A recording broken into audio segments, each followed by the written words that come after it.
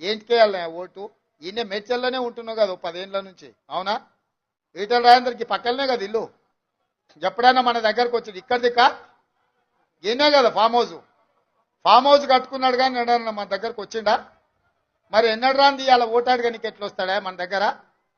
10 ఏళ్ళు మంత్రిగా ఉన్నాడు, ఎప్పుడైనా మన దిక్కు చూసిండా? పెన్షన్ ఇచ్చిండా? ఇల్లు ఇచ్చిండా? ఉద్యోగం ఇచ్చిండా? ఉపాధి కల్పించిండా? పోనీ ఎట్లున్నామని అడిగిండా? మన పెళ్లికి వచ్చిండా? మన సావుకు వచ్చిండా? మంచుకున్నామని మనం ఎప్పుడైనా వల్కరించిండా? మరి ఏం అడిగినోడు ఇవాళ సిగ్గు లేకుండా ఓటు ఎట్లా అడుగుతాడా మన దగ్గర? ఎట్లా అడుగుతాడు చెప్పురి? కాబట్టే మిత్రులారా, ఆయన అనుకున్నట్టున్నాడు, పాలమూరు నుంచి వచ్చిన రేవంత్ రెడ్డిని గెలివనియలేదా, ఆయనను గెలిపించారు కదా, ఇవాళ నన్ను కూడా గెలిపిస్తారేమని. ఆయనలో నేను ప్రతిపక్షాల నుండి ప్రజలతో కొట్లాను కాబట్టి గెలిపించారు. 10 ఏళ్ళు నువ్వు కేసీఆర్తోనే అధికారంలోనే ఉంటాయి, 2 ఏళ్ల నుంచి మోడీతోనే అధికారంలోనే ఉంటాయి. బీజేపీ నుంచి నిధులు తెస్తా అని చెప్పిండు ఆయన హుజూరాబాద్.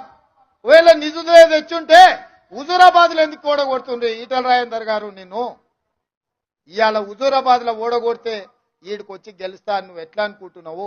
నిన్న ఈ రాష్ట్ర ముఖ్యమంత్రి నన్ను పట్టుకొని ఈ మల్కాయగిరి ఈటలకి ఏం సంబంధం అంటాడు ఆయన? అర్థం కాలే నాకు. ఈటల రాజేంద్ర అంటాడు ఒక కులానికో ఒక ప్రాంతానికో ఒక మతానికి సంబంధించిన బిడ్డనా నేను? ఈ 22 సంవత్సరాల కాలంలో తెలంగాణ మట్టి బిడ్డగా తెలంగాణ ప్రజల ఆశీర్వాదంతో ఈ స్థాయికి వచ్చిన బిడ్డలని చెప్పి నేను అనుకుంటాను. ఎవరి మీద పడితే వాళ్ళ మీదనే, ఏది పడితే అదే ముందు వాళ్ళు సప్పట్లు కొట్టంగానే రెచ్చిపోయి మాట్లాడేటోళ్ళు కొంతమంది ఉంటారు. ముసుళ్ళ పండుగ అంతా ముందటున్నది. ఏం జరగబోతుంది, ఏం హామీలు ఇచ్చిండ్రు, ఏం చేస్తారనేది నేను సాక్షిని కదా. ఈ రాష్ట్రంలో తొలి ఆర్థిక మంత్రిగా వచ్చినప్పుడు శూన్యం నుంచి ఒక బడ్జెట్ తెచ్చుకున్నాం. శూన్యం.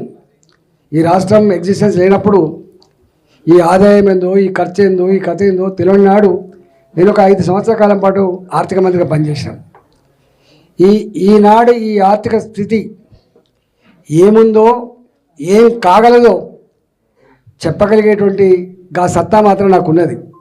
కానీ 3 నెలలకే ఎవరి మీద నేను విమర్శ చేయకూడదు. కాబట్టి నా మొత్తం రాజకీయ జీవితంలో నేను ఎవరి మీద, ఏ నాయకుడి మీద కానీ, ఏ పార్టీ మీద కానీ వ్యక్తిగతమైనటువంటి దూషణ చేయను.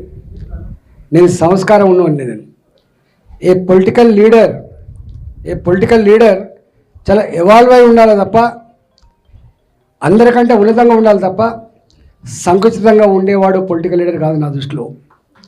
దురదృష్టవశాత్తు సరే రకరకాల వ్యక్తులు రావచ్చు పోవచ్చు, కానీ నేను చాలాసార్లు ప్రవచిస్తూ ఉంటాను.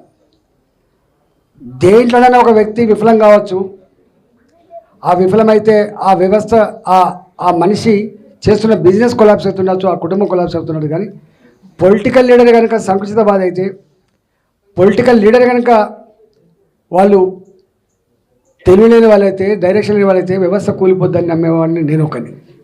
అందుకని నేను అలాంటి చిన్న కురుస నాయకుల గురించి నేను మాట్లాడను. కానీ ఒక్కటి మాత్రం చెప్పగలను, తనది కాకపోతే ఏదైనా చేయాలన్నట్టుగా ఇవాళ ఏది పడితే అది హామీలు ఇచ్చిండ్రు. నాకు తెలిసి తెలంగాణ ప్రజలకి కాంగ్రెస్ పార్టీ ఇచ్చిన హామీల గురించి రాసుకున్నాడు తెలియదు. ఇప్పుడు గిన్ని ఉన్నాయని, గిన్ని హామీలు ఇచ్చినా అని చెప్పి ఇవాళ విన్న మనకు కూడా తెలిసే ఆస్కారం కూడా లేదు. అయినా మేము కోరుకుంటున్నాం, ఇచ్చిన హామీలు అమలై మా ప్రజలకు మంచి జరగాలని చెప్పి కోరుకుంటున్నా. నేనేం వ్యతిరేకిస్తలేను.